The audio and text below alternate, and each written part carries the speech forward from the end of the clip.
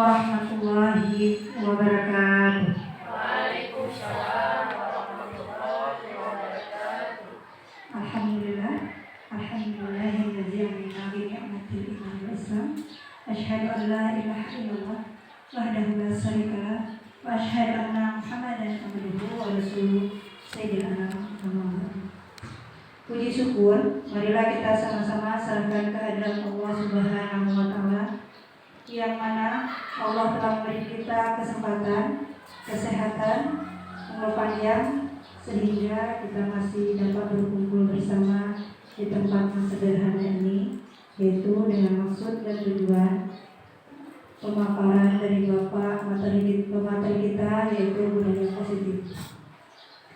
Salawat beriring salam, tak lupa pula kita sanjungkan atas junjungan alam Nabi besar Muhammad Sallallahu Alaihi Wasallam, yang telah menyelamatkan kita, yang telah membawa kita dari alam kebodohan dibawanya ke alam yang berilmu pengetahuan seperti saat sekarang yang kita rasakan.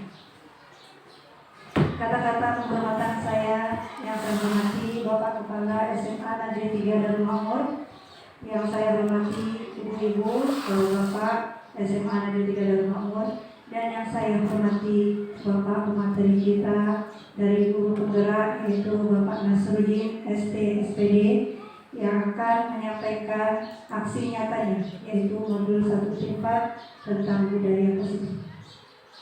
Sebelum kita memasuki acara inti, marilah kita sama-sama membacakan ulumul Quran, yaitu Al-Fatihah. Al-Fatihah.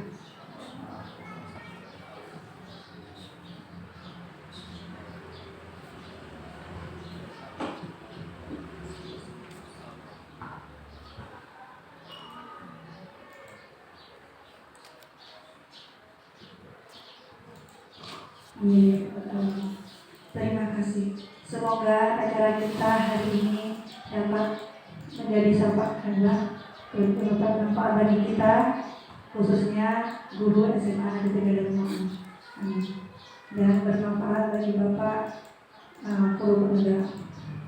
Selanjutnya, acara yang kedua yaitu menyanyikan lagu wajib.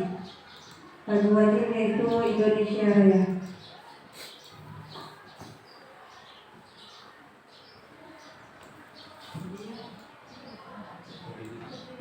Para hadirin diharap untuk berdiri. Hiduplah Indonesia Raya 1, 2. Indonesia tanah airku, tanah tumpah darahku. Di sanalah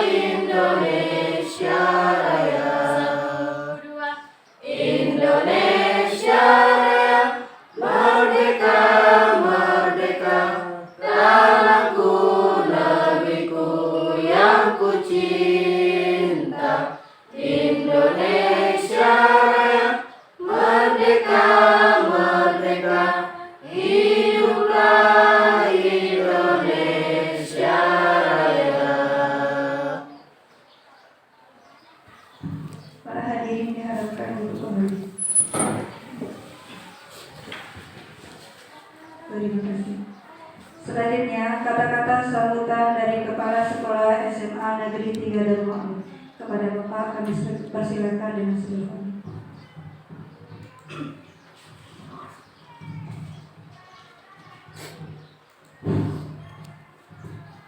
Bismillahirrahmanirrahim. Assalamualaikum warahmatullahi wabarakatuh. Waalaikumsalam warahmatullahi wabarakatuh. Alhamdulillah, puji syukur kita panjatkan kehadirat Allah Subhanahu wa taala hingga saat ini kita semua dalam keadaan sehat, sehingga pada hari ini kita berkesempatan untuk mengikuti acara yang berkenaan juga dengan tugas-tugas kita sebagai guru.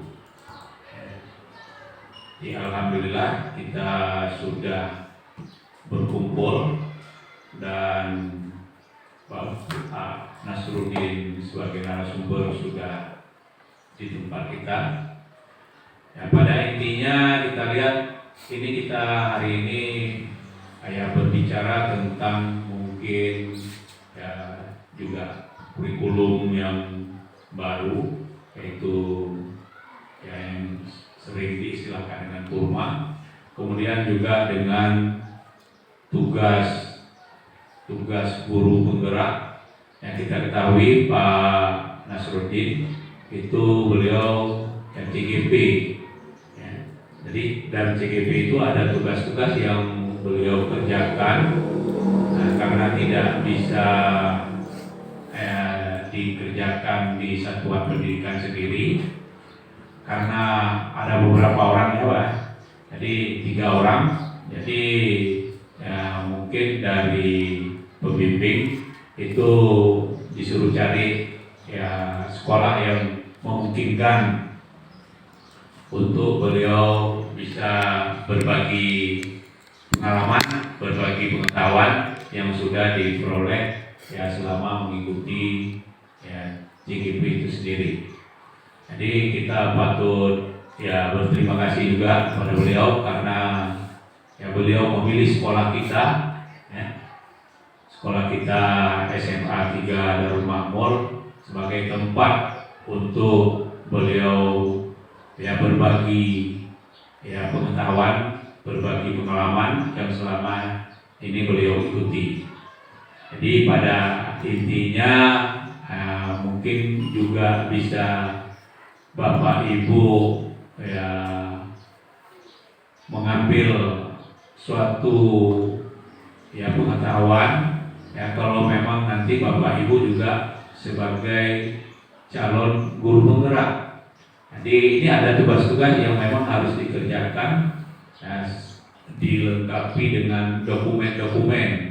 Artinya seperti tadi ada urutan-urutannya sampai dengan pembukaan, kemudian menyanyikan lagu Indonesia Raya. Nah, ini harus didokumentasikan semua sebagai bentuk tugas yang dilaksanakan oleh CGP itu sendiri. Jadi pada hari ini mungkin kita nanti akan mendapatkan pengalaman-pengalaman dari yang beliau ikuti selama ini. Jadi sekali lagi kita ucapkan terima kasih dan selamat datang Pak Nas. Inilah sekolah SMA Negeri 3 Darul Makmur. Walaupun mungkin tidak terlalu banyak kami, tapi kalau semangat untuk bekerja, alhamdulillah kami di sini bisa bersama-sama bekerja sama, sehingga kalau ada hal-hal yang baru yang memang perlu kami pelajari, insya Allah kami bersedia untuk ikuti. Kemudian kita ketahui di kabupaten kita tahun ini itu untuk tingkatan SMA itu semua sekolah itu ya kita katakan seperti wajib untuk melaksanakan ya kurikulum merdeka. Jadi kalau sekolah PAKNAS itu mungkin sudah tahun kedua ya, karena kita ketahui di Nagang Raya cuma ada 2 sekolah penggerak, yaitu SMA Bunga Bangsa dan SMA 6, dua-duanya di Darul Makmur. Jadi kalau yang lain ya seperti kita untuk tahun ini itu terpaksa berarti kita mandiri ya, kurikulumnya mandiri berubah ya. Jadi kalau program untuk sekolah penggerak sendiri ya untuk tahun ini kita belum melihat apakah mungkin nanti akan ada lagi program-program yang seperti yang sudah lalu. Tapi kalau kurikulumnya itu seperti sudah wajib untuk dilaksanakan. Jadi ya Bapak dan Ibu, ya saya harap ya Bapak bisa mengikuti acara ini dengan sebaik mungkin ya, karena kita ketahui pengetahuan itu sendiri ya tidak datang begitu saja. Tentu kita harus sedikit berkorban. Artinya kan ya, seperti ini mungkin ya korban waktu, ada kegiatan yang lain harus kita tunda, tapi pada intinya itu adalah untuk kepentingan kita, untuk kepentingan ibu bapak sendiri ya, untuk pengembangan diri pada ibu bapak guru. Jadi kalau memang tidak kita ikuti misalnya seperti perubahan paradigma pendidikan tentang kurikulum, berarti kita yang tinggal. Jadi orang lain sudah memulai, kita tinggal. Jadi alhamdulillah kita kalau di kabupaten malah besok baru ya sosialisasi ya Bu ya untuk semua sekolah. Nah, baru besok dilaksanakan. Kita ya mungkin ya tanpa ya kita undang Pak Nas sendiri memilih sekolah kita ya untuk memberikan pengetahuan tentang ya guru penggerak, tentang kurikulum merdeka, mungkin juga pengalaman lain selama beliau mengajar. Itu saja mungkin yang dapat saya sampaikan ya, dengan mengucapkan Bismillahirrahmanirrahim. Acara ya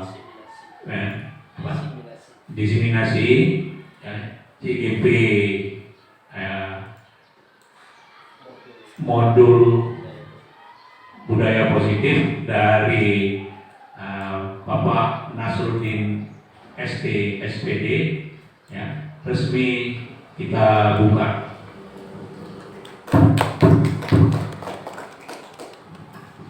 Hanya itu yang saya sampaikan ya, atas perhatiannya saya ucapkan terima kasih. Saya akhiri dengan wabillahi taufiq wal hidayah. Assalamualaikum warahmatullahi wabarakatuh.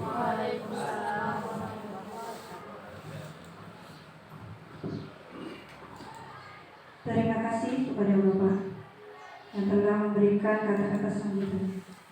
Selanjutnya yaitu acara inti pemaparan diseminasi materi aksi nyata modul 1.4 yaitu budaya positif yang akan disampaikan oleh Bapak Nasruddin ST SPD.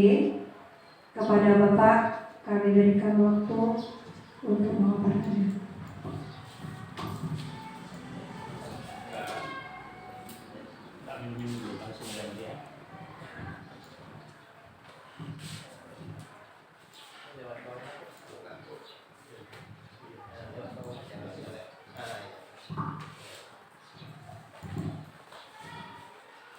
Bismillahirrahmanirrahim. Assalamualaikum warahmatullahi wabarakatuh.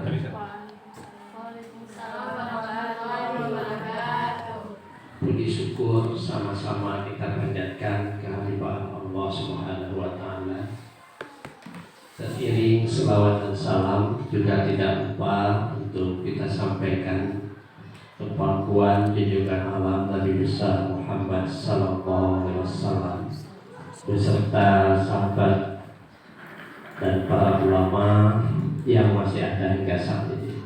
Penghormatan kami kepada Bapak Pimpinan SMA Negeri 3 Darul Makmur, Ibu Wakil Kurikulum, Bapak Ibu Dewan Guru. Alhamdulillah pada hari ini saya ucapkan terima kasih sudah bersedia menerima kami dalam rangka berbagi, karena kewajiban guru penggerak itu untuk saling berbagi. Bisa berbagi lewat media online, juga bisa berbagi lewat media begini. Jadi pada kesempatan ini saya diberikan kesempatan untuk berbagi di SMA Negeri 3 Darul Makmur terhadap materi modul guru penggerak 1.4, yaitu budaya positif. Bapak Ibu sekalian, kita ketahui kita sudah memasuki kurikulum merdeka. Suksesnya kurikulum merdeka itu ditunjang oleh tata cara kita mengajar. Metode kita mengajar itu dipengaruhi oleh prinsip-prinsip yang sudah diterapkan dalam kurikulum merdeka. Nah, mengawali materi kita lewat perubahan paradigma. Nah, perubahan paradigma yang pertama kita melihat sejenak tentang pandangan Ki Hajar Dewantara. Nah, Ki Hajar Dewantara itu merupakan Menteri Pendidikan kita yang pertama. Beliau nama aslinya Suryadi Suryaningrat ya. Suryadi Suryaningrat pernah dipenjara karena dia melawan penjajah, karena dia ingin bangsanya ingin pandai, ingin cerdas. Nah, menurut Ki Hajar Dewantara, pengajaran merupakan proses pendidikan dalam memberi ilmu atau berfaedah untuk kecakapan hidup anak lahir dan batin. Jadi mendidik si anak itu prinsipnya ilmu itu bermanfaat baik lahir maupun batin. Nah, yang kedua yang di sini yang jadi tolak kurikulum merdeka, pendidikan memberi tuntunan terhadap segala kekuatan kodrat yang dimiliki anak agar ia mampu mencapai keselamatan dan kebahagiaan yang setinggi-tingginya, baik sebagai seorang manusia maupun sebagai anggota masyarakat. Nah, di sini ada yang kami garis bawahi, tuntunan. Ini yang harus dirubah pada kita guru. Kita mengajar ini pada intinya menuntun. Nah, jadi kalau menuntun itu mengikuti kodrat si anak. Nah, inilah yang dikatakan merdeka. Tidak boleh tidak ada istilah harus diajarkan sama semua materi, semua anak, tidak. Anak itu punya bakat dan potensi yang berbeda dan kemampuan yang berbeda. Disitulah kita harus mengadakan asesmen. Makanya di situ nanti ada namanya pembelajaran berdiferensiasi. Di situ muncul nanti.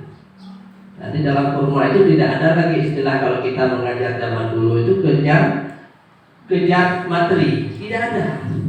Oh, hari tahun semester ini ada 6 kali harus 6 tuntas, tidak ada dalam kurma demikian. Kita bisa memilah, oh anak ini perlunya topik ini. Nah, itulah modelnya kurma. Kita sesuaikan dengan kebutuhan dia. Kita harus masuk ke dunia dia. Nah, kita lanjut. Masih tentang pandangan Ki Hajar, itu beliau menggarisbawahi hidup dan tumbuh menurut kodrat itu ada berperan sebagai kehendak Tuhan. Namun menuntun agar dapat memperbaiki lakunya itulah tugas guru. Jadi tugas guru pada intinya kita menuntun. Nah, Ki Hajar Dewantara mengibaratkan petani padi. Nah, oleh petani padi tumbuh itu merupakan kodrat alam. Tetapi ada beberapa hal yang perlu diperhatikan. Kondisi tanah yang baik, memeliharanya, memberi pupuk dan air, serta membasmi ulat dan jamur itu merupakan tugas petani. Nah, ini kalau kita tafsirkan ke sini, tentu Bapak Ibu bisa membayangkan.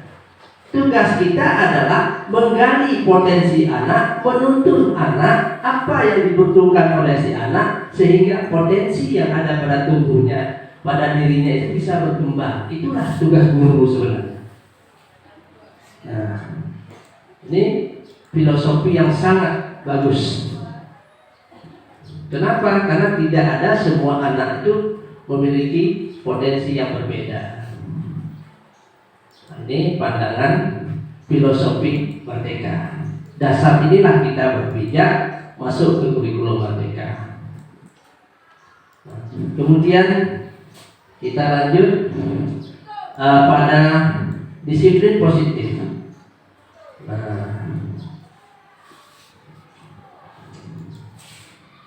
Pertama kita ambil perumpamaan dengan kegiatan pembatik. Anda dan teman Anda menggenggam tangan, menggenggam tangan. Anggap saja dalam tangan itu ada sesuatu. Lalu teman Anda berusaha untuk membukanya.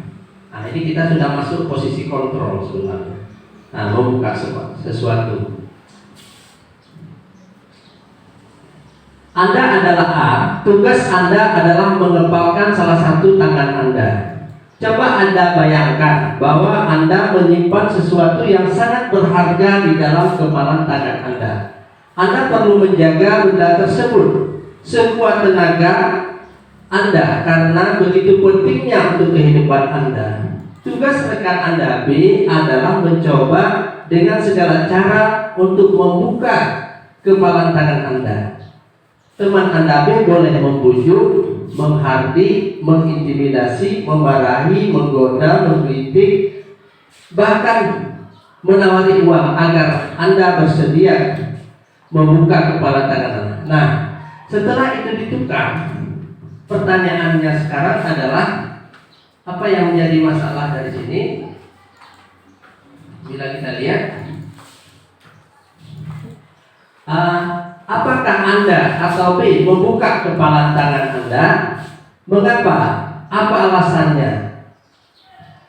Atau yang kedua, apakah tetap menutup kepala tangan Anda?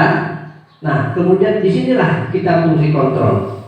Karena dalam konsep pemikiran Ki Hajar Dewantara, anak melakukan kesalahan itu dia punya tujuan. Kenapa kamu berbuat begitu? Pasti ada alasannya. Itulah kita harus masuk ke situ. Jadi setiap orang punya persepsi mempertahankan sikapnya. Nah, ini dalam kajian kita fungsi kontrol. Nah, kita mungkin akan cepat sedikit karena materinya banyak. Nah, baru kita lihat ke disiplin positif. Dr. William Glasser, seorang psikiater dan pendidik dalam teori kontrol, yang kemudian hari berkembang dan menemukan teori kontrol, merumuskan beberapa miskonsepsi tentang makna kontrol. Nah, arti miskonsepsi ini adalah pandangan kita selama ini salah memaknainya. Nah, menurut kita seorang guru bisa mengontrol murid, padahal yang sebenarnya tidak bisa. Kenapa? Karena murid juga punya sifat, dia punya kemauan dia juga. Nah, kemudian semua penguatan positif, efektif dan bermanfaat. Nah, di sini semua penguatan positif, efektif dan bermanfaat, tapi belum tentu. Nanti ke depan kita akan temukan contohnya. Ada contohnya diberikan. Selama ini kita anggap ini baik bagi si anak, tapi belum tentu baik ternyata. Nah, kemudian kritik, bahwa kritik dan membuat orang merasa bersalah dapat menguatkan karakter. Ini jelas terbalik. Kita sering mengkritik si anak, justru mematikan karakter si anak. Selama ini kita mengkritik si anak lebih baik, tapi enggak. Ada anak justru tambah down. Nah, itu. Kemudian orang dewasa memiliki hak untuk memaksa. Ini yang masalah. Pada intinya tidak. Nah, Kalau kita bawa ke cerita lain, malah dalam ilmu mendidik, orang dewasa justru ajak bermusyawarah terhadap anak-anaknya, bukan memaksa kehendak si anak. Ini bisa kita implementasi pada dunia pendidikan. Ada orang tua memaksa kamu harus masuk jurusan ini, si anak nggak hobi jurusan ini. Nah ini contohnya. Ternyata di tengah jalan dia nampak tidak mau. Ini sebagai ilustrasinya. Kemudian kita lanjut kepada berikutnya. Nah, baru kita masuk kepada intinya. Bagaimana seseorang bisa berubah dari paradigma stimulus respon kepada pendekatan teori kontrol. Stephen G. Covey mengatakan bahwa bila kita ingin membuat kemajuan perlahan sedikit-sedikit, ubahlah sikap atau perilaku Anda. Namun, bila kita ingin memperbaiki cara-cara utama kita, maka kita perlu mengubah kerangka acuan kita. Ubahlah bagaimana Anda melihat dunia, bagaimana Anda berpikir tentang manusia. Ubahlah paradigma Anda, skema pemahaman dan penjelasan aspek-aspek tertentu yang realitas. Ini nanti pada berikutnya akan lebih jelas. Karena apa paradigma kita selama ini itu ternyata secara konsep zaman sekarang itu sudah tidak cocok lagi. Nah ini sebagai perbandingannya. Realita, kebutuhan kita sama, tetapi secara teori kontrol mengatakan realita kebutuhan kita berbeda. Nah, kemudian semua orang melihat hal yang sama, tetapi ingat, setiap orang memiliki gambaran yang berbeda. Ini dalam melihat suatu objek misalnya, sama-sama melihat objek, tapi antara satu orang dengan orang lain pasti paradigmanya berbeda dari objek tersebut.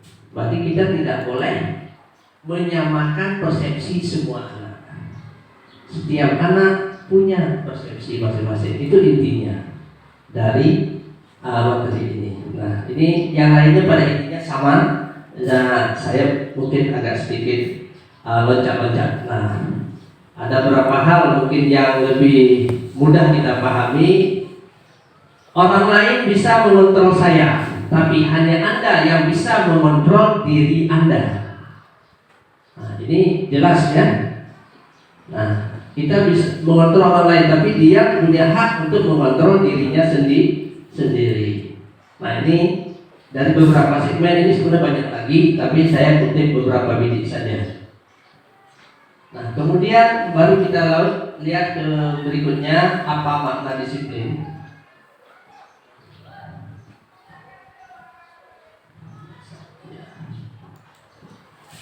Tujuan dari disiplin positif adalah menanamkan motivasi yang ketiga pada murid-murid kita, yaitu untuk menjadi orang yang mereka inginkan dan menghargai diri sendiri dengan nilai-nilai yang mereka percaya.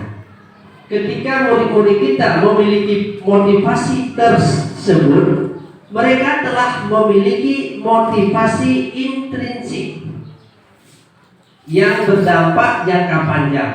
Motivasi yang tidak akan terpengaruh pada adanya hukuman atau hadiah. Mereka akan tetap berperilaku baik dan berlandaskan nilai-nilai kebajikan, karena mereka ingin menjadi orang yang menjunjung tinggi nilai-nilai yang mereka hargai, mencapai suatu tujuan tertentu. Nah, inilah yang ditargetkan untuk merubah paradigma kita. Bahwasanya kenapa kita sangat menuntut motivasi intrinsik, artinya motivasi berubah itu muncul dari diri si anak sendiri, bukan dari guru. Kita menginginkan motivasi kebaikan itu muncul dari si anak. Jadi itulah yang namanya guru sebagai fasilitator. Tapi yang menjadi objek berubah tetap dari anak. Kemudian kita lanjut.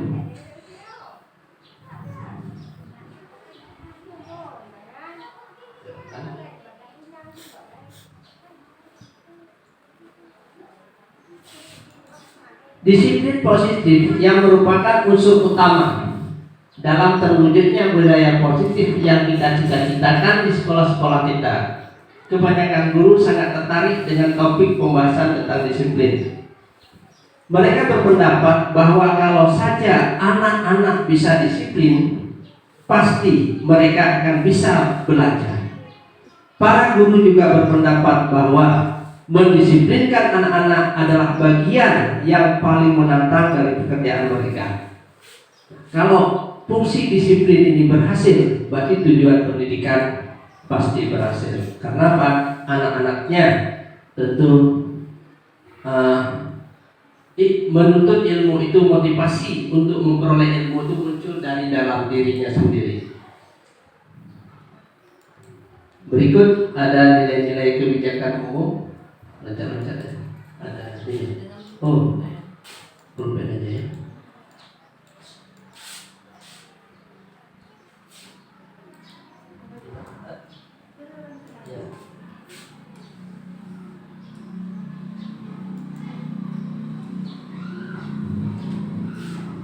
Nah, apa yang dikatakan dengan nilai-nilai kebijakan?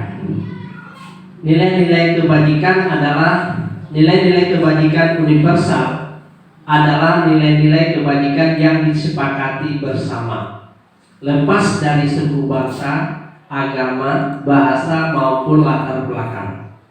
Dr. William Glasser pada teori kontrol tahun 1984 menyatakan bahwa setiap perbuatan memiliki sesuatu tujuan. Yang selanjutnya, Diana Gerson mengemukakan bahwa dengan mengaitkan nilai-nilai kebajikan yang diyakini seseorang, maka motivasi intrinsiknya akan terbangun, sehingga menggerakkan motivasi dari dalam untuk dapat mencapai tujuan yang diinginkan, tujuan mulia yang diinginkan. Inilah tugas guru, membangkitkan motivasi si anak dari dalam dirinya. Itu intinya dari ya. Nah, kita lihat apa nilai-nilai kebijakan universal. Nah, yang pertama program kurikulum merdeka. Yang paling yang terkenal sekarang disebut profil pelajar Pancasila. Ada 6 item. Ini target kita, target dunia pendidikan kita. Nah, di situ ada memuat beberapa. Yang pertama, beriman bertakwa. Mungkin kurang jelas ya. Beriman bertakwa kepada Tuhan Yang Maha Esa dan berakhlak mulia, baik akhlak bernegara, akhlak kepada Tuhan, ada akhlak kepada manusia, kepada alam, dan kepada hewan. Yang kedua, kegotong royongan. Kemudian kreatif, kemudian aktif, gotong royong, dan bernalar kritis. Nah, ini mungkin karena ini terlalu besar kurang jelas, tapi intinya mungkin saya yakin Bapak Ibu sudah pernah mendengar istilah ini ya. Nah, kemudian ada lagi nilai kebajikan universal. Nah, ini yang dikembangkan oleh Ibu. Nah, ini juga nilai-nilai kebajikan yang sifatnya sikap murid agar tumbuh sikap toleransi, yaitu rasa hormat, integritas, mandiri, menghargai, antusias, empati, keingintahuan, kreativitas, kerjasama, percaya diri, dan komitmen, dan banyak lagi. Nah, kemudian ada lagi yang dikembangkan yang disebut dengan 9 pilar karakter. Nah, ini ada 9 yang dulu pada kurikulum K13 berkembang ya. Nah, sebelum kurikulum merdeka, cinta Tuhan dan segenap ciptaannya, kemandirian dan tanggung jawab, kejujuran, hormat, kemudian dermawan, santun, percaya diri, kreatif, kerja keras, kepemimpinan, baik dan rendah hati. Nah, kemudian ada lagi,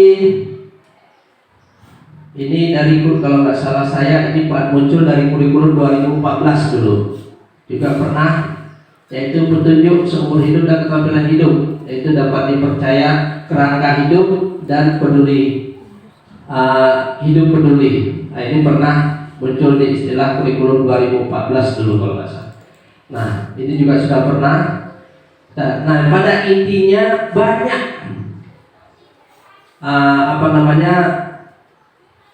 nilai-nilai umum universal positif itu yang selama ini kita tinggalkan, kita abaikan. Padahal itu hal-hal yang positif untuk selalu kita pakai untuk membangkitkan motivasi si anak secara intrinsik.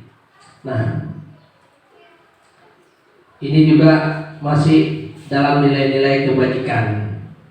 Nah, ini dari beberapa, saya kutip dari beberapa dari modul yang dikutip dari beberapa sumber literasi.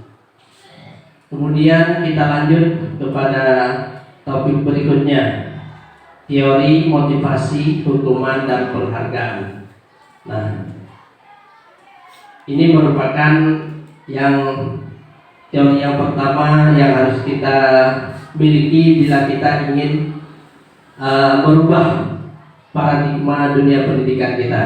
Nah, Diana Kossen dalam bukunya Reduction School Depression menyatakan ada 3 motivasi perilaku manusia. Kenapa dia melakukan sesuatu? Itu penyebabnya ada 3 kemungkinan. Nah, kemungkinan yang pertama, dia melakukan sesuatu untuk menghindari ketidaknyamanan atau hukuman. Nah, penyebab yang kedua, dia melakukan sesuatu untuk mendapatkan imbalan atau penghargaan dari orang lain. Penyebab yang ketiga, dia melakukan sesuatu untuk menjadi orang yang mereka inginkan dan menghargai diri sendiri dengan nilai-nilai yang mereka percaya. Nah, yang kita tuju adalah yang poin nomor 3. Kenapa? Karena yang nomor 1 dan nomor 2 ini sifatnya eksternal. Eksternal ini ada kalanya berubah. Contoh, ada siswa sangat takut kepada guru A misalnya. Jadi selama di sekolah ada guru A, dia pasti baik. Begitu di sekolah tidak ada Bapak A atau guru Ibu A, pasti dia berubah lagi. Nah, ini yang dimaksud di sini. Jadi kalau kita mampu membangkitkan nilai-nilai mereka sendiri, ada guru A, tidak ada guru A, dia tidak akan berubah. Inilah yang kita hendak kita terapkan ke depan. Nah, jadi motivasi itu harus muncul dari dirinya sendiri.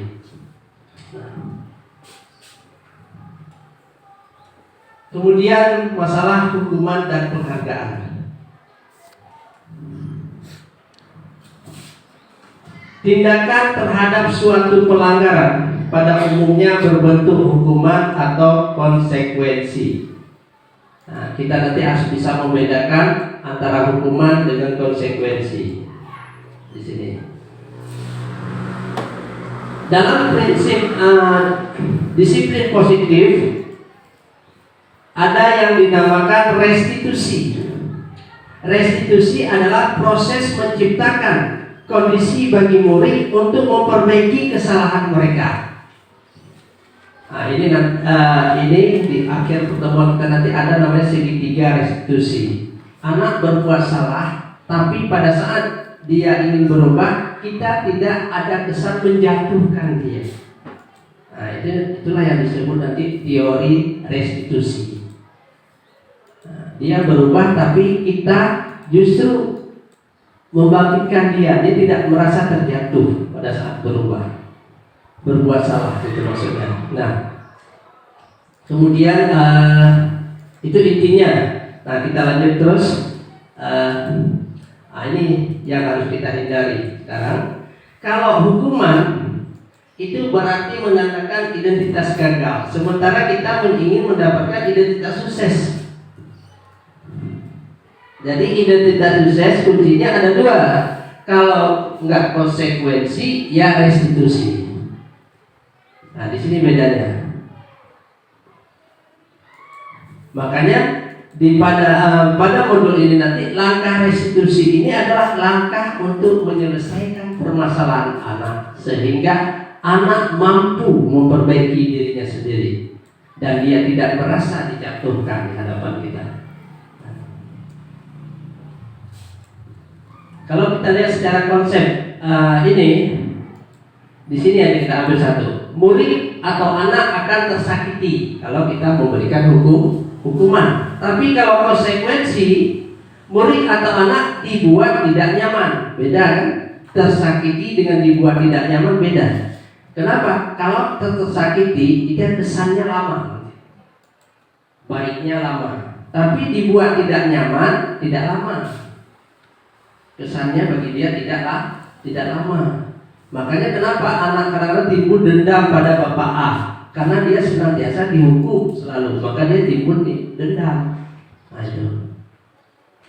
Tapi kalau kita bisa menyelesaikan permasalahan si anak tadi dengan cara restitusi, insya Allah anak itu gak akan dendam ke kita.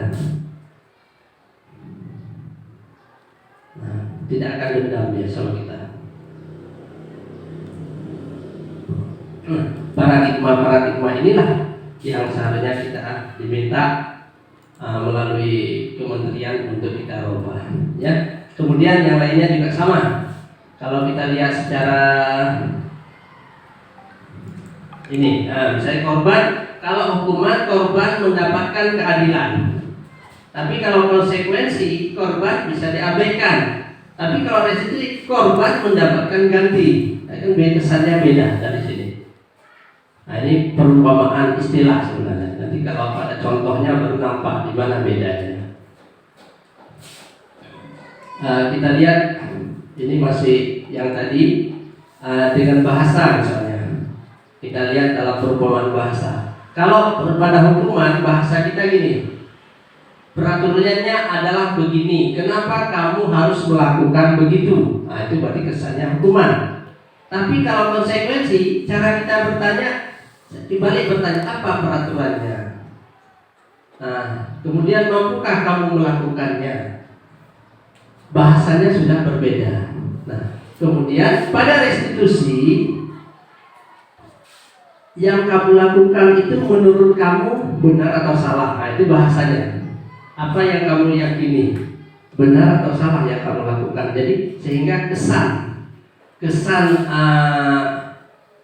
kesalahannya itu bukan kita menjatuhkan dia, tapi justru kita mengajak dia untuk memperbaiki kesalahan.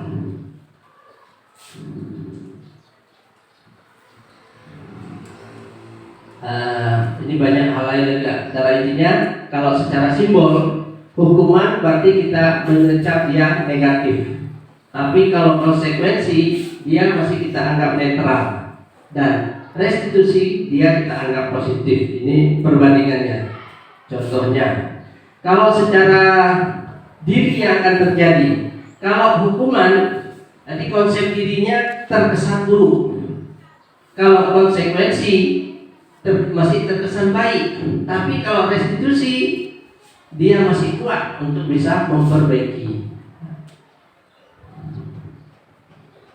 Nah, berikut kita lanjut. Nah, ini misalnya, ini merupakan perumpamaan di mana bedanya antara hukuman dengan konsekuensi. Ini contoh bahasanya.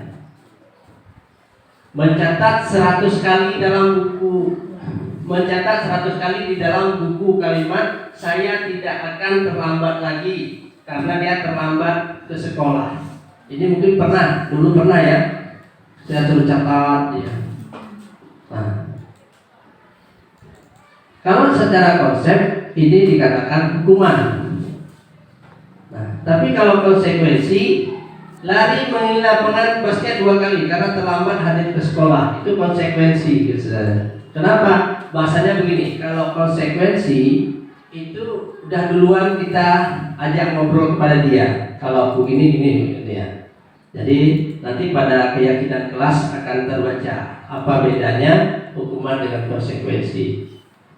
Biasanya konsekuensi dibuat bersamaan. Kalau hukuman kesannya hanya guru yang memutuskan,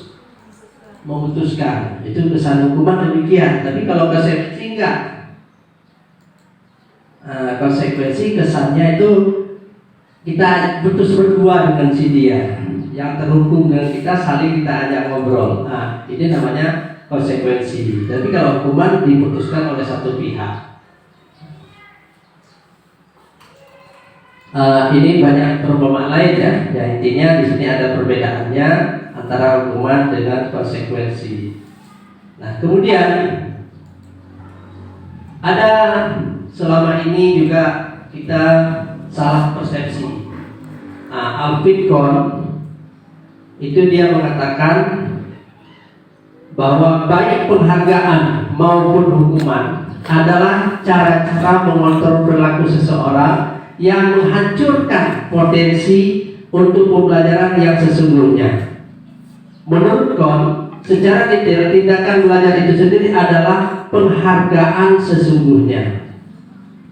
Di mana maksudnya? Kita lihat pada bahasan yang berikutnya.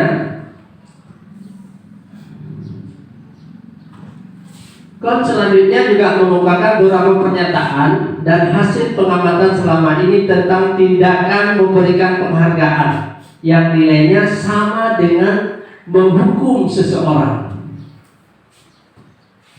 Nah, selama ini kita berpikir dengan penghargaan selalu anaknya akan baik. Ternyata menurut prinsip motivasi intrinsik itu tidak selamanya benar. Penghargaan itu tidak semuanya dapat membangkitkan motivasi secara intrinsik. Nah, kita lihat sini.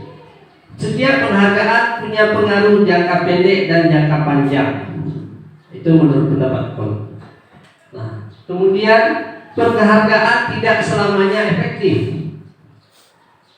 Penghargaan juga ada kalanya dapat merusak hubungan. Ini mungkin pernah kita lihat pada anak juara. Anak yang juara kelas 1 dan kelas 2 mungkin. Nah, ada yang komplain sehingga si anak yang 1 dengan 2 ini jadi tidak baikan gara-gara penghargaan. Nah, itu ada terjadi.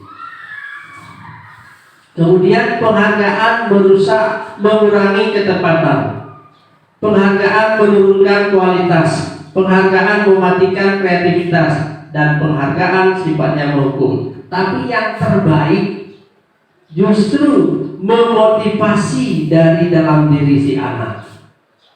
Kalau bahasa kita gini, kamu mengerjakan ini untuk siapa? Untuk bisa biar dilihat oleh ibu A misalnya, berarti itu salah.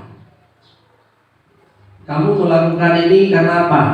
Karena saya anggap ini bermanfaat untuk masa depan saya. Itu yang bagus. Nah, ini kesimpulannya ke situ arahnya. Jadi motivasinya itu bukan karena faktor luar dia berbuat sesuatu, tapi faktor dari dalam dia sendiri dan dia ingin memperbaiki diri dia sendiri.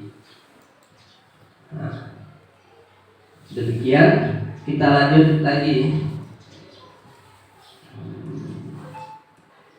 Pada keyakinan kelas. Nah, ini merupakan titik materi yang vital bagi kita. Dan dari sini awal kita menanamkan budaya positif. Nah, di keyakinan kelas. Nah, kita awali materi keyakinan kelas. Mengapa keyakinan kelas? Atau mengapa tidak peraturan kelas saja? Dulu kita mengenal yang namanya peraturan kelas, tapi sekarang itu tidak boleh lagi disebut peraturan. Secara kesan, yang namanya peraturan itu kesannya lebih bagaimana gitu? Lebih mentekan dia, lebih memojokkan dia yang namanya peraturan. Dalam kurikulum ke depan kita tidak boleh lagi ada istilah peraturan kelas, tapi kesepakatan kelas. Kontrak hampir mirip ya, tapi kalau di modul di sini lebih disebut dengan kesepakatan. Karena dalam membuat kesepakatan itu banyak tahapan-tahapan juga. Nah, itu kesannya. Misalnya kita buat di sini ada pemantik. Mengapa kita memiliki peraturan tentang penggunaan helm pada saat mengendarai kendaraan roda 2 atau motor? Mengapa kita? Tentu jawaban kita apa? Jawaban kita adalah untuk keselamatan. Kemudian yang kedua, mengapa kita memiliki peraturan tentang penggunaan masker dan mencuci tangan setiap saat? Jawaban dia bisa untuk kesehatan dan bisa juga untuk keselamatan. Nah, di sini dikatakan nilai-nilai keselamatan dan kesehatan inilah yang disebut dengan keyakinan. Inilah yang harus kita tanam. Jadi kalau kita memakai motor itu supaya nggak ditangkap polisi, memakai helm, dia ngeluh ada polisi, buka, masih bisa dibuka. Tapi kalau keyakinan kita, dia sudah tumbuh memakai helm, ada polisi, tidak ada polisi, tetap harus memakai helm karena itu untuk kesehatan. Begitulah yang harus kita bangun kepada dia. Sama dalam kita mengajar misalnya, mungkin guru agama yang lebih konkret ya. Anak, kamu ada sembahyang, ada. Untuk apa sembahyang? Biar gak dimarah ayah atau biar gak dimarah ibu. Itu salah sebenarnya kan. Nah, kenapa kamu sembahyang? Saya sembahyang ini berkomunikasi dengan Tuhan, ingin mengucap biar lebih dekat dengan Tuhan. Kan itu. Berarti itu yang harus kita bina. Arah itu yang harus kita tumbuhkan sikap demikian. Karena sembahyang itu adalah saya berkomunikasi dengan Tuhan. Siapa Tuhan? Tuhan itulah yang membuat saya hidup. Tuhan inilah yang memberikan. Itu motivasi itu yang harus kita tumbuhkan kepada si anak. Jangan dia takut kepada yang sifatnya eksternal. Di sini motivasi inilah, budaya-budaya intrinsik inilah yang harus dikembangkan dari diri si anak sendiri dan tugas. Dan ini semua anak ada. Pada semua anak ini ada sebenarnya. Cuma tidak tumbuhnya. Ibarat padi tadi tergantung tanah dan yang mengelolakannya. Contoh lain dari ilmu padi tadi begini misalnya. Bibit unggul kita bawa ke pada suatu tanah. Tidak ada kita pupuk, tidak kita rawat, tidak kita beri jaga. Dengan bibit tidak unggul, tapi kita rawat, kita pupuk, kira-kira bisa seimbang kan hasilnya. Malah bisa jadi lebih baik bibit yang tidak unggul. Jadi di sini peran kita guru adalah membuat lingkungan si anak ini sehingga dia bisa tumbuh, bisa berkembang. Kita yang menyetel lingkungan. Setiap anak itu punya potensi itulah yang kita beri apa maunya dia. Kalau padi dia minta pingin pupuk NPK, kasih NPK. Kalau ini perlu urea, kasih urea. Itu buat ikannya. Ini perlu air, siram air. Inilah cara kita untuk menumbuhkan motivasi si murid tadi. Kemudian kita lanjut lagi. Masih tentang keyakinan kelas. Mengapa tidak peraturan kelas? Nilai-nilai kebajikan bahwa menekankan pada keyakinan seseorang akan lebih memotivasi seseorang dari dalam.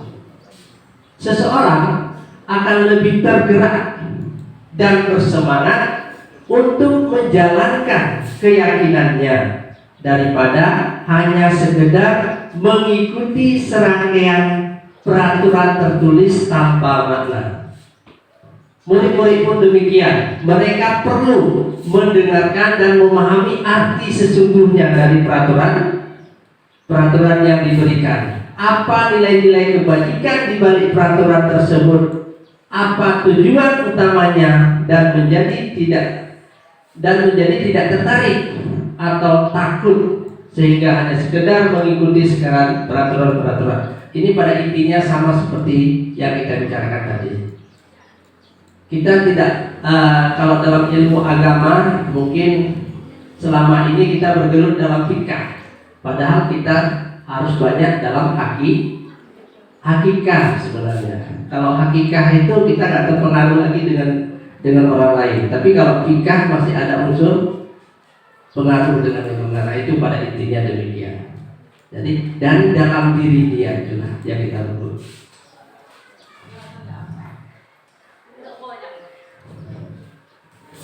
Nah, dalam pembentukan keyakinan kelas ada beberapa hal yang perlu kita perhatikan. Yang pertama, keyakinan kelas bersifat abstrak daripada peraturan yang lebih rinci dan konkret. Jadi langsung to the point. Kalau keyakinan biasa langsung to the point. Kemudian keyakinan kelas berupa pernyataan-pernyataan universal. Pernyataan keyakinan kelas senantiasa dibuat dalam bentuk positif. Nah, sebagai contoh begini. Kalau peraturan kelas misalnya begini, dilarang buang sampah di lantai. Itu masih berbentuk peraturan. Tapi kalau sudah keyakinan, tidak ada kata lagi dilarang. Dia istilahnya lebih banyak kepada positifnya. Yang negatifnya, bahasa negatif dan tidak kita pakai lagi. Jadi buanglah sampah pada tempatnya. Nah, itu kesannya lebih universal. Nah, dalam teori lain yang dikemukakan oleh Dr. Esa misalnya tentang motivasi otak, seorang anak kalau sering kita bilang kamu salah, sering banyak kita bilang salah, dia akan kebanyakan jadi orang salah nantinya. Tapi, nah kenapa itu lakukan? Ini loh yang terbaik yang kamu lakukan. Nah, dia akan terbawa ke dalam itu. Nah, inilah intrinsiknya yang berkembang, yang kita kembangkan. Biasakan si anak dengan hal-hal positif yang kita tawarkan. Jangan kita bunuh dia dengan perkataan hal-hal yang negatif, perkataan yang negatif, mentidakkan. Nah itu.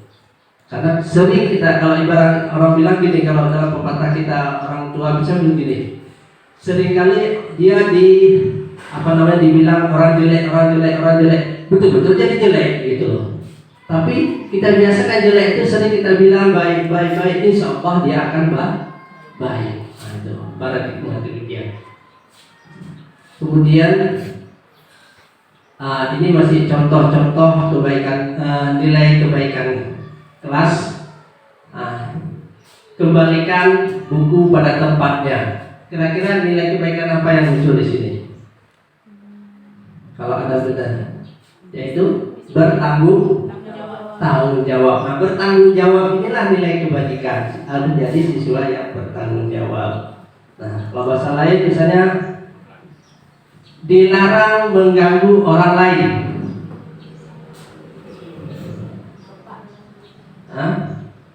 Apa nilai kebajikannya? Toleransi atau saling menghargai. Ya, ini ada perumpamaan semua.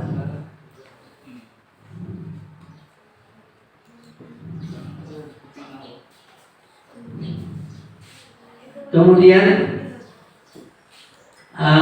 misalnya yang lain lagi, dilarang melakukan kekerasan.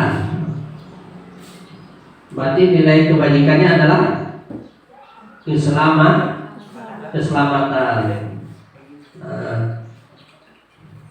Dilarang menggunakan narkoba.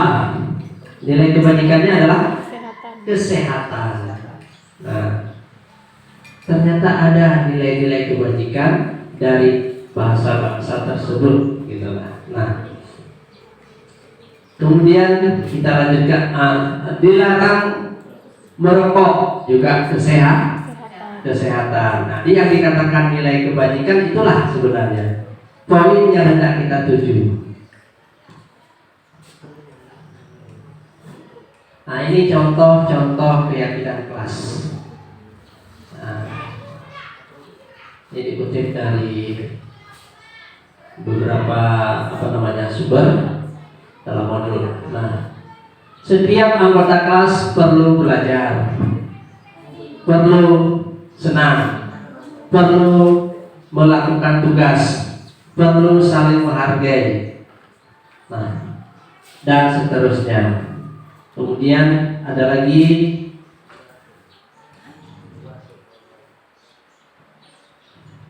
hormat. Nah, nilai universal nilai-nilai kebaikan yang muncul dari hormat itu adalah kami meyakini bahwa sangat penting untuk menghormati semua orang dan dan barang milik orang lain. Nah, ini salah satu bahasa-bahasa yang dipergunakan di keyakinan kelas yang bisa menimbulkan nilai-nilai kebajikannya. Nah, ini bahasa yang lain. Nah, kemudian ada lagi, kami meyakini bahwa sangat penting untuk mengerjakan segala pekerjaan atau mengikuti kegiatan yang telah ditugaskan. Berarti nilai kebajikannya adalah bekerja.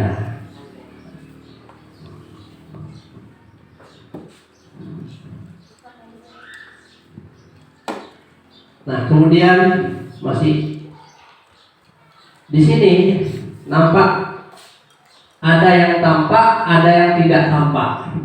Nah, ini dalam evaluasi membuat nilai keyakinan kelas. Yang pertama, datang tepat waktu itu nampak, tetapi yang tidak tampaknya adalah sering hadir terlambat. Nah, ini langkah-langkah nanti dalam membuat keyakinan kelas. Karena langkah-langkah ini, keyakinan kelas ini merupakan kalau di kurikulum Merdeka memang wajib dilaksanakan.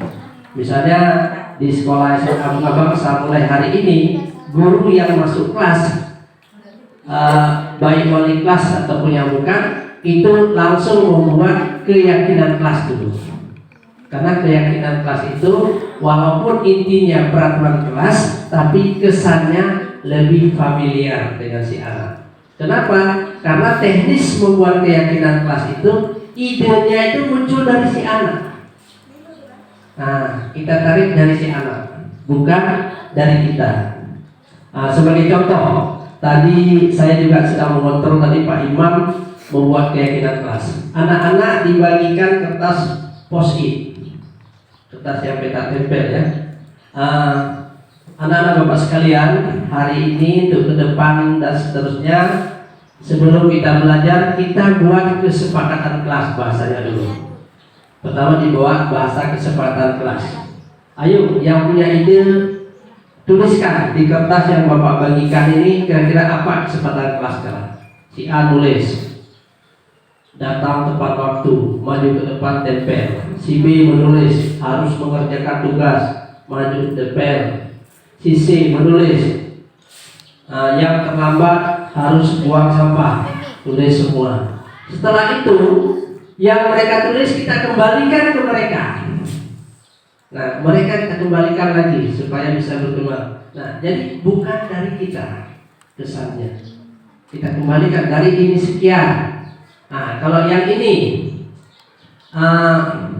yang tidak mengerjakan tugas, berarti dia tidak apa? Tidak bertanggung jawab. Bertanggung jawab itulah nanti akan muncul sebagai nilai kebajikan.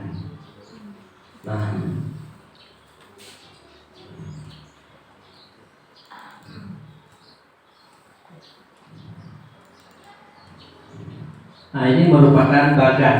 Bagan ini bagi CKP wajib dibuat ya. Nah, ini bagan karena nanti ada perilaku, ada terdengar, ada terlihat. Dari sinilah kita bisa mengontrol karakter si anak, itu sudah terbentuk. Nah, secara bagan. Kemudian ini ya yang perlu kita tegaskan lagi nanti. tentang tugas guru dan tugasnya murid. Nah, ini alangkah baik memang ditempel di kelas untuk membiasakan si anak sering mengingat apa tugas dia. Jadi kita tidak boleh selalu memventum, mendominasi, karena dalam istilahnya itu kita ada istilah membiasakan si anak dengan hal-hal yang positif. Itulah nanti yang disebut dengan restitusi, segitiga restitusi. Nah, ada satu materi lagi yang tadinya belum sempat dibuat, yaitu segitiga restitusi. Segitiga restitusi ini dapat saya contohkan begini. Saya kemarin dapat video seorang anak, dia sering sekali tidak melakukan tugas, misalnya hampir semua guru tidak melakukan tugas. Nah, jadi anak tersebut dilaporkan kepada saya. Nah, dalam segitiga restitusi ada 3 hal langkah yang harus saya lakukan. Yang pertama, menstabilkan identitas. Artinya kita menggali informasi apa yang dilakukan oleh si anak dan jangan menjatuhkan si anak.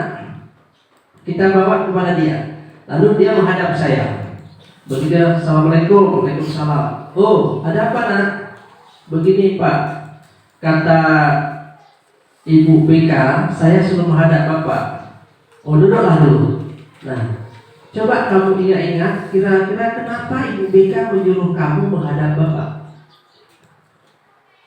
Pasti dia berpikir, mungkin saya nggak melakukan tugas Pak.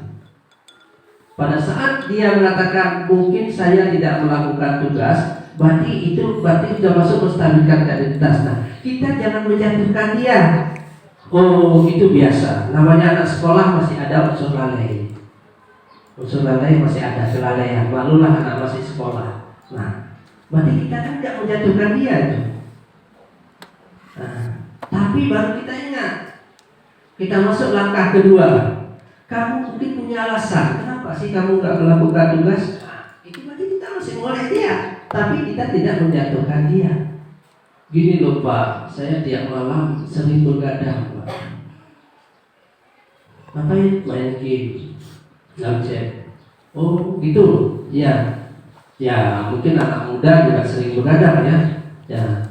Ya namanya semua manusia itu pernah salah. Nah, kamu masih ingat nggak keyakinan kelas kita dulu apa?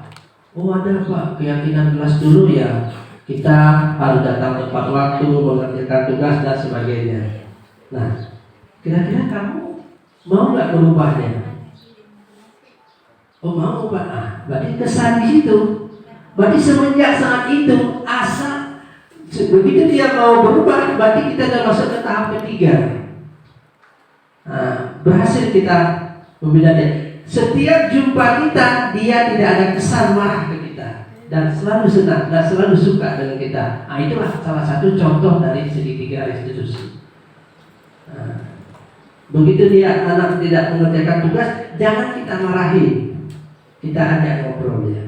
Kenapa kamu melakukan tugas? Oh, itu mungkin yang namanya anak-anak masih sibuk. Nah, dari situlah kita giring dia ke nilai-nilai yang positif. Nah, demikian dulu yang saya kemukakan. Mungkin ada sedikit tanya jawab sehubungan dengan ini. Nah, untuk sementara saya kembalikan ke moderator.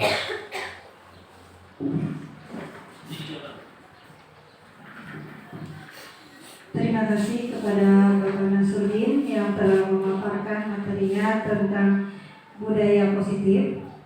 Untuk Bapak Ibu, apabila ada pertanyaan, kami buka sesi pertanyaan. Silakan.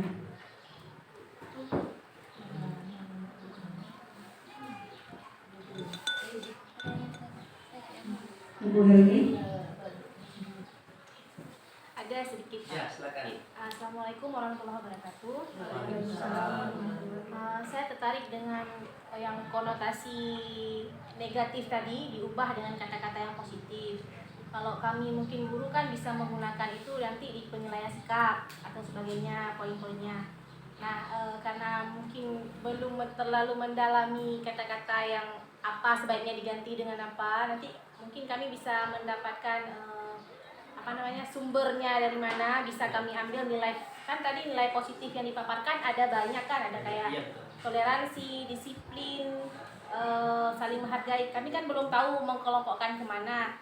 Mungkin nanti bisa di-share atau apa tentang bahan-bahan seperti itu, sehingga kami bisa lebih terbiasa menggunakan kata-kata yang positif itu dibandingkan dengan kata-kata dilarang, tidak boleh. Nah, seperti itu. Baik, terima kasih.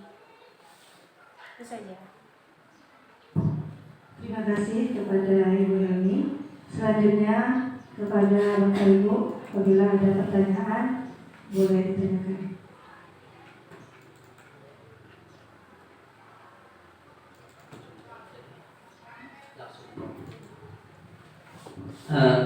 Terima kasih Bu Emi.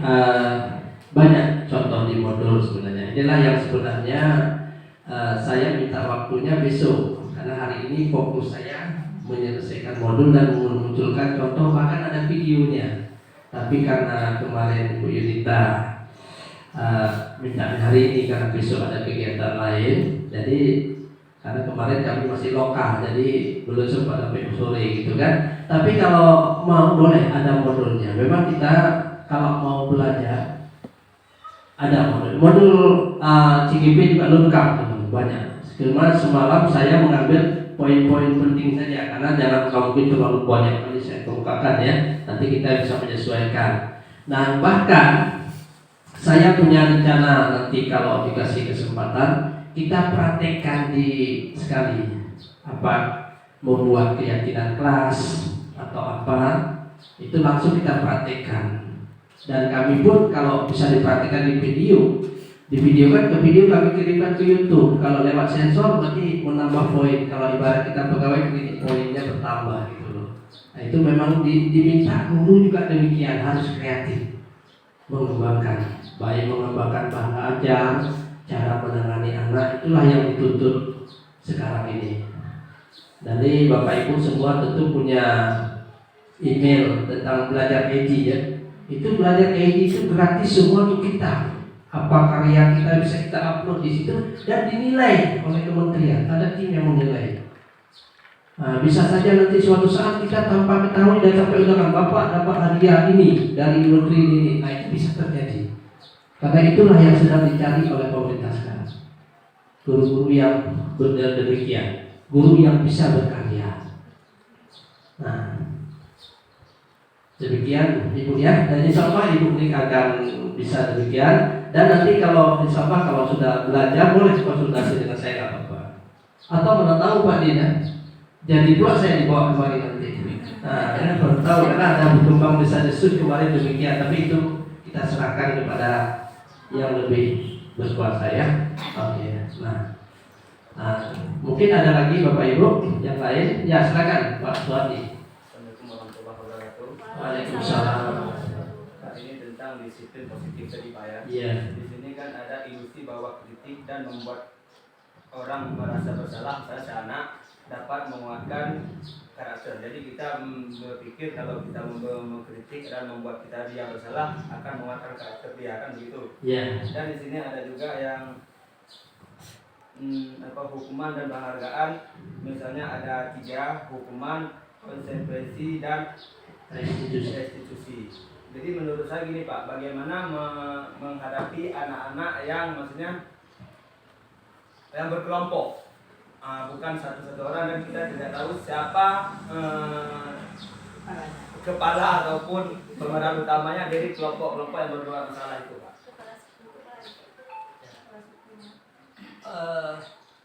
Inilah yang diminta lewat penanaman budaya positif. Pada saat kita menangani si anak, kita jangan mengatakan kamu telah berbuat salah, jangan dulu. Kita mengajak gali informasi dengan bahasa-bahasa yang lebih benar. Nah, misalnya begini, ada sekelompok anak berbuat salah gini, kita dengar dari orang. Saya juga pernah melakukan hal demikian. orang sampaikan ke kita, kemarin anak bapak 3 orang merokok di sini, tapi kebetulan nggak dikirim fotonya. Nanti jumpa saya, teman saya panggil, perasaan bapak dan lihat kalian bertiga kemarin di sana. Nah, itu kita berbohong padahal ya kan, tapi kita punya niat ini maksudnya. Padahal kita nggak mau lihat, cuma informasi dari orang yang bisa percaya. Coba ceritakan bapak ngapain di mana di sana. Pertama dia akan kenal, ya benar, pasti dia mengaku juga. Kalau cara kita bisa masuk dunianya. Nah, kemudian terakhir nanti kita bawa ke keyakinan kelas. Ada untuk bahasa kita tuh bisa karena kunci keberhasilan guru setiap ada permasalahan kita kembalikan ke anak kepada keyakinan kelas, karena keyakinan kelas itu siswa yang bentuk dulu kan, siswa yang buat, bukan kita yang buat. Jadi kesannya tidak memaksa dengan si anak. Bagaimana kalau seandainya sejenis saya memberi hukuman gitu tadi kan, bukan konsentrasi kan, ada berbicara ataupun ada komunikasi antara kita guru dengan anak-anak. Di situ kan akan terjadi boleh nggak hukuman ataupun konsekuensinya itu secara negosiasi. Misalnya, oke, sekarang kamu apa yang bisa kamu buat untuk kesalahan kamu tadi, kan itu udah negosiasi gitu Pak ya. Bisa nggak Pak untuk menghadapi anak-anak seperti itu? Itu langkah yang bagus. Saya kira itu bagus. Cuma jangan terlalu berulang kan. Kalau berulang memang dalam diskusi kami lewat instruktur, jadi guru kejam sebenarnya nggak boleh, tapi pada detik-detik terakhir boleh juga, itu bahasanya. Kita kejam kepada si anak, dalam diajarkan nggak boleh. Tapi kalau di jalan yang terakhir, misalnya bahasa terakhir, jalan terakhir itu harus kejam juga, ya sudah. Apalagi kan gitu kan, itu bisa juga sebenarnya. Tapi kita tetap mengupayakan si anak itu pada intinya adalah baik. Dia kenapa melakukan jahat, tentu ada sebab. Itu aja konsep yang dikembangkan oleh Ki Hajar Dewantara. Nah, kenapa kamu suka begadang malam? Ternyata karena dia nggak bisa cari uang sendiri kan gitu. Lalu kita bawa, kalau kamu bisa cari uang sendiri, kalau uang itu bisa kamu tabung dan sebagainya, itu kan lebih baik. Gitu. Karena ada beberapa yang saya yakin juga di sini juga ada, di sekolah juga ada siswa kita yang laki-laki kadang-kadang kerja, angkat sawit dan sebagainya. Itu kadang-kadang dia jujur sama kita. Bapak kemarin masuk kelas kamu nggak nampak, kemana? Pak, saya kemarin angkat sawit Pak. Potong sawit Pak. Kita nggak boleh menyalahkan dia. Paling kita masuk banyak berapa dapat penghasilan kemarin. Kita cerita ke situ sedikit, lalu kita senggol sedikit, ya kan? Kamu penting nggak ijazah? Kalau kamu tidak ada ijazah, kamu sampai selamanya jadi tukang kuli. Kalau ada ijazah, kamu bisa bahasa-bahasa itulah kita bawa menurut kondisi dia, gimana maunya dia. Karena kembali ke cerita asal tadi, guru itu sifatnya menuntun, ya kan? Tugas kita adalah menuntun, bukan menghukum, bukan menghukum si anak, tapi menuntun si anak. Itu kuncinya ke situ, Bapak Ibu. Kita kembali ke dasar Ki Hajar Dewantara. Anak itu pada intinya adalah baik. Tidak ada anak. Kenapa dia jahat? Tentu ada sebab, tentu ada alasan. Itulah saya kita masuk nanti. Bagaimana kita meminimalisasi alasannya itu sehingga dia kembali ke kodratnya menjadi. Karena intinya adalah konsekuensinya keselamatan dan kebahagiaan si anak nanti, itu kuncinya. Oke, demikian Bapak Ibu ya. Dan yang terakhir Bapak Ibu sekalian, ada prinsip juga yang dikembangkan oleh Ki Hajar Dewantara, yaitu adalah pembelajaran sepanjang hayat. Bapak Ibu jangan menganggap saya di depan ini tidak bisa. Saya juga masih belajar Bapak Ibu. Inilah prinsip pembelajaran sepanjang hayat. Nah, semua kita belajar. Ki Hajar Dewantara mengatakan tidak ada istilah berhenti dalam belajar. Nah, inilah motivasi kita pada hari ini, dan insya Allah mudah-mudahan apa yang telah saya kemukakan, mana yang baiknya itu datangnya dari Allah, dan mana mungkin sedikit kejanggalan itu merupakan kelemahan saya sendiri. Dan saya secara pribadi berterima kasih kepada keluarga besar SMA Negeri 3 Darul Makmur yang telah menerima saya. Dan saya akhiri, wabillahi taufiq wa hidayah. Assalamualaikum warahmatullahi wabarakatuh. Waalaikumsalam warahmatullahi wabarakatuh.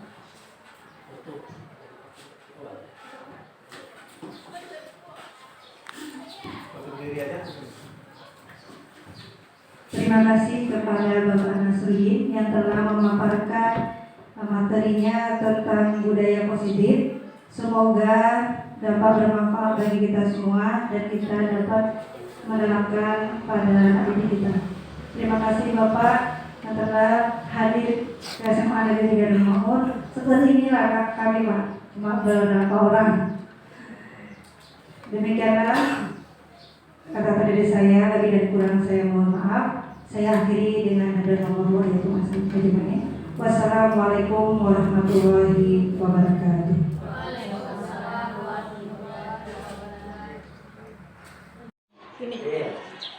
Assalamualaikum warahmatullahi wabarakatuh. Perkenalkan, nama saya Indah Lestari, guru SMA Negeri 3 Darul Makmur. Sebelumnya saya mengucapkan terima kasih kepada Bapak Nasruddin, guru SMA Negeri Bunga Bangsa, calon guru penggerak Angkatan 8 yang telah memilih sekolah kami sebagai tempat aksi nyata diseminasi modul 1.4 budaya positif. Mengenai hasil pemaparan bahan budaya positif, banyak manfaat yang saya dapatkan, seperti penggunaan kata-kata positif, kesepakatan kelas yang bisa saya terapkan di sekolah saya. Terima kasih. Assalamualaikum warahmatullahi wabarakatuh.